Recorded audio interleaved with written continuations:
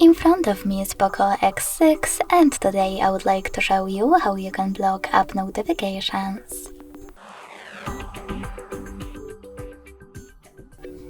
Begin by opening Settings and scrolling down just a bit to access Notifications and Control Center. Then click on App Notifications and select Sort By at the top. Over here, click on the best option for you, like number of notifications.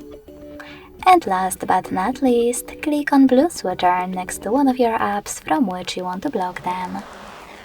You can switch them back on by hitting the same now gray switcher. If you want to, you can also click on one of your apps available on the left and manage all notifications from here.